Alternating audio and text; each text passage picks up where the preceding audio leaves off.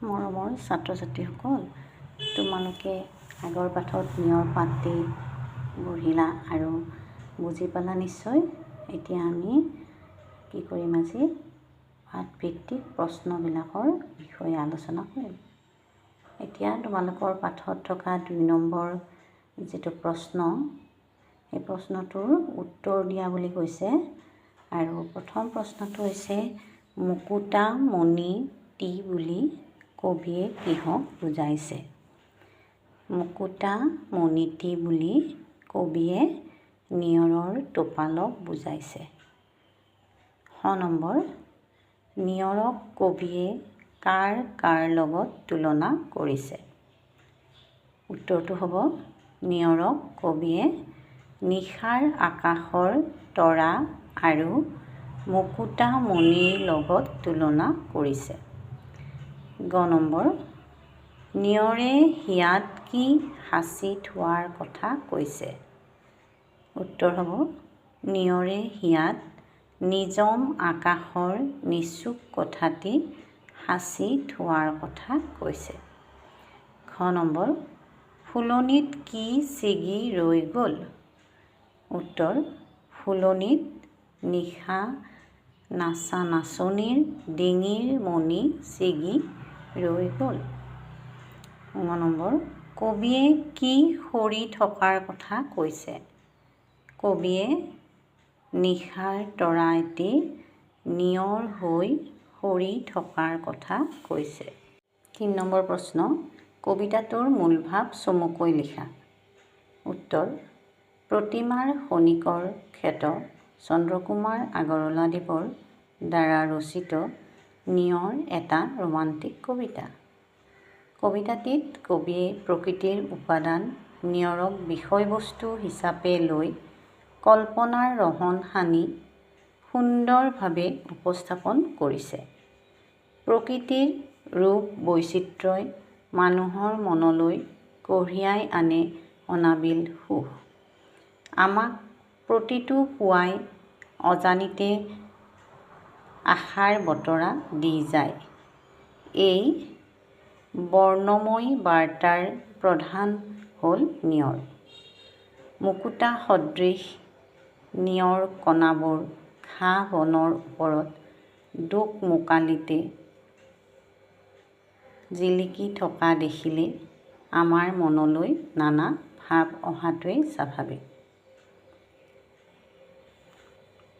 ফটিক পানীৰে ধোৱা স্বচ্ছ এই নিয়ৰৰ কণাবোৰ যেন নিশাৰ আকাশৰ পৰা সৰি তৰাৰ এক অনবদ্য ৰূপ।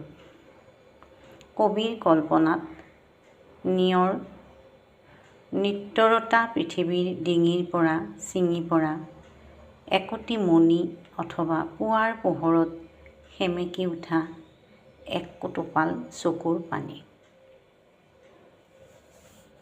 এতিয়া চাবা 4 নম্বৰ প্ৰশ্ন, শব্দভণ্ডাৰ আৰু অভিধান চাই তলৰ শব্দবোৰৰ অৰ্থ লিখা। শব্দ ফটিক, অৰ্থ হ'ল নিৰ্মল। শোভে, শুৱনি কৰি তোলা। হেঙুলি শব্দৰ অৰ্থ হেঙুলৰ নিচিনা। ৰঙা, নিযম শব্দৰ অৰ্থ নীৰৱ। আৰু নিচুক শব্দৰ অৰ্থ কান্দোন সামৰি স্থিৰ হোৱা। এইকেইটা আছিল তোমালোকৰ শব্দ অৰ্থ। এতিয়া ব্যাখ্যা কৰা। এই ব্যাখ্যা কৰা আমি কৰিবলৈ লৈছোঁ। প্ৰশ্নটো হ'ল, নিযম আকাশৰ নিচুক কথাটি হিয়াত থৈছে সাঁচি, কোন কাহানিৰ সপোন দেখিছে, কোনে হাঁহিছিল নাচি। এই কবিতাফাকি আমি কি কৰিব লাগে, প্ৰসংগ সংগতি দৰ্শাই ব্যাখ্যা কৰিব লাগে। এই কবিতাফাকিৰ দ্বাৰা কি কৈছে, কি হ'ব, সেই বিষয়ে আমি ক'ব লাগে। এতিয়া উত্তৰটো হ'ব, উক্ত কবিতাফাকি অংকুৰণ পাঠ্যপুথিৰ অন্তৰ্গত প্ৰতিমাৰ খনিকৰ চন্দ্ৰকুমাৰ আগৰৱালাদেৱৰ ৰচিত নিয়ৰ কবিতাটিৰ পৰা তুলি দিয়া হৈছে। কবিতাফাকিৰ জৰিয়তে কবিয়ে প্ৰকৃতিৰ পৰা পোৱা ৰূপ বৈচিত্ৰ্যই মানুহৰ মনলৈ কেনেকৈ সুখ কঢ়িয়াই আনে তাৰে বৰ্ণনা দাঙি ধৰিছে। ৰাতিপুৱা ফুলৰ পাহিত পৰি থকা নিয়ৰৰ টোপালক ৰাতিৰ আকাশৰ পৰা সৰি পৰা তৰা ৰূপত কবিয়ে কল্পনা কৰি মানুহৰ মনলৈ অজানিতে কি আশাৰ বতৰা দি যায় তাৰ কথা সোঁৱৰাই দিছে। নিৰল আকাশৰ নিচুক কথা হিয়াত সাঁচি ৰাখি তৰাটিয়ে যেন সপোনত হাঁহি হাঁহি নৃত্য কৰোঁতে যেন মণি ছিগি ৰৈ গ'ল। তাৰ পিছৰ প্ৰশ্ন 6 নম্বৰ, পাঠৰ পৰা অন্ত মিল থকা শব্দবোৰ লিখা। অন্ত মিন্স শেষৰ শব্দ মিল থকা হ'ব লাগিব, মানে উচ্চাৰণটো মিল থাকিব লাগিব। ধোঁৱা, জোৱা, সাঁচি, নাচি, মণি, কণী, ভাহি, পাহি। ইয়াৰ পিছত 7 নম্বৰ প্ৰশ্ন, তোমালোকৰ ভাষা অধ্যয়নৰ ব্যৱহাৰিক ব্যাকৰণৰ প্ৰশ্ন এইকেইটা সহসা। 7 নম্বৰটো কৈছে উল্লেখিত শব্দবোৰৰ সমাৰ্থক শব্দ লিখা।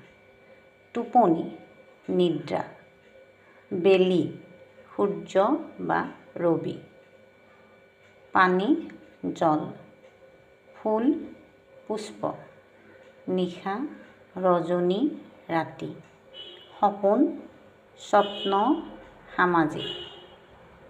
সামাজিক নহয় সমাজিক, আকাশ, গগন, অম্বৰ, চকু, নেত্ৰ, চক্ষু, নয়ন।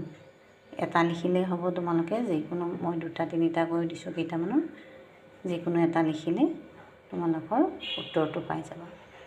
এতিয়া 8 নম্বৰ প্ৰশ্ন, বিপৰীত অৰ্থ বুজোৱা শব্দ লিখা।